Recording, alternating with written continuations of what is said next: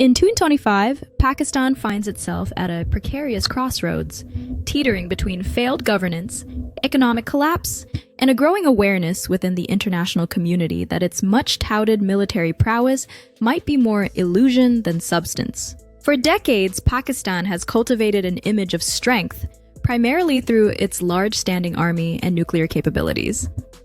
Yet beneath the surface lies a nation deeply wounded by internal instability, weak institutions, and an over-reliance on military theatrics to mask its structural decay.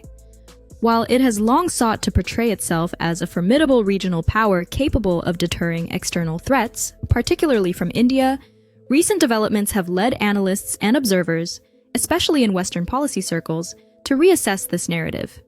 The perception of Pakistan as a powerful military state is being steadily replaced by a more sobering reality, that of a state trapped in cycles of self-destruction, clinging to a mythos that no longer aligns with its actual capacity or regional relevance.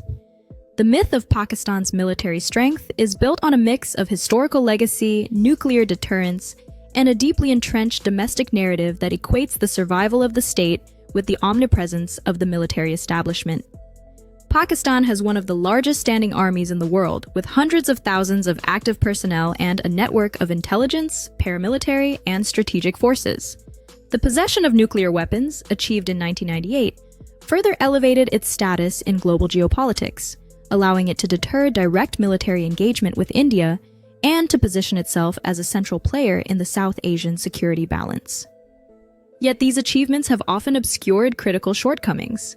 The military's dominance in national life has come at the expense of civilian governance, economic reform, and institutional development. Rather than acting as a stabilizing force, the army has often functioned as a parallel government, shaping foreign and domestic policy in ways that have contributed to long-term instability. The events of the past 2 years have laid bare the fragility of Pakistan's institutions. In 2024, the country experienced yet another wave of political upheaval. Former Prime Minister Imran Khan, who was once seen as an ally of the military, was imprisoned on charges many viewed as politically motivated. Mass protests erupted across the country, and the government responded with sweeping crackdowns, media censorship, and curfews. The military's overt involvement in civilian politics became undeniable, as it propped up a new coalition government widely viewed as lacking legitimacy. This erosion of democratic norms and the increasing authoritarian posture of the state triggered international concern, leading to strained relations with key allies, including the United States. Meanwhile, Pakistan's economy has reached a near breaking point. Inflation hovers at dangerous levels, foreign reserves are critically low, and the IMF bailout packages have proven to be band-aids rather than long-term solutions. The country remains heavily dependent on foreign remittances and aid from China and the Gulf states, and it has struggled to develop a sustainable economic model. The military's disproportionate share of the national budget, often consuming upwards of 20% of government spending, has siphoned resources away from education, health, and infrastructure. The irony is stark. The very institution that claims to safeguard the nation's sovereignty is partially responsible for undermining its economic foundation. From a strategic perspective, Pakistan's military image is further complicated by its inability to control the peripheries of its own territory. The rise of armed insurgent groups in Balochistan and Khyber Pakhtunkhwa continues to challenge the military's control. Terrorist attacks in urban centers persist, and despite repeated campaigns to root out extremism, militant networks remain deeply entrenched. The military's long-standing policy of selectively tolerating and even supporting non-state actors as strategic assets has backfired, leaving the state vulnerable to the very elements it once tried to manipulate. Moreover, this policy has isolated Pakistan diplomatically, especially as international patience with state-sponsored extremism has worn thin. The illusion of military power is also tied to a sophisticated propaganda apparatus that reinforces a narrative of perpetual external threat, particularly from India.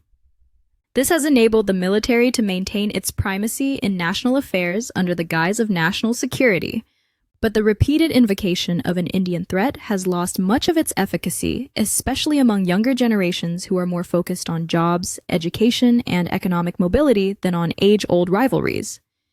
Social media has become a battleground where alternative narratives flourish and skepticism toward military rhetoric is more widespread than ever before. This has led to a slow but noticeable erosion of the military's ideological grip on the populace. From an international standpoint, the US and its allies have significantly recalibrated their views on Pakistan. Once a key partner in the war on terror, Pakistan is now seen as a liability rather than an asset. Security analysts increasingly question the value of engaging a state that appears unable or unwilling to control internal instability, and whose military cooperation has often proven transactional at best. Even China, Pakistan's so-called all-weather friend, has begun to reassess its investments under the China-Pakistan Economic Corridor, CPEC, frustrated by security concerns and bureaucratic dysfunction. The growing realization is that Pakistan's internal weaknesses make it an unreliable partner in a region where stability is in short supply. The military's attempts to modernize its image and capabilities are hampered by these underlying issues. Efforts to project power through joint military exercises, advanced weapon purchases, and strategic messaging cannot mask the fundamental problems of corruption, lack of innovation, and poor logistical coordination. Morale within the armed forces has been strained by repeated deployments against domestic insurgents and by a growing sense that their sacrifices are being used to perpetuate elite interests rather than national well-being. The recruitment base remains broad, but the brain drain of skilled officers and rising discontent among the ranks are signs of deeper institutional malaise. What makes Pakistan's predicament more concerning is the absence of a credible path forward. Civilian leadership remains fragmented, and efforts to push for reform are often stifled by military interference. The judiciary is perceived as politicized, and the media landscape has grown increasingly repressive. Educational institutions are underfunded and subject to ideological oversight. These conditions hinder the development of a robust civil society, which is essential for any long-term recovery. In effect, the state has become locked in a feedback loop where military dominance begets political weakness, which in turn justifies further military intervention. The Pakistani diaspora, once a source of pride and financial remittances, has become increasingly disillusioned.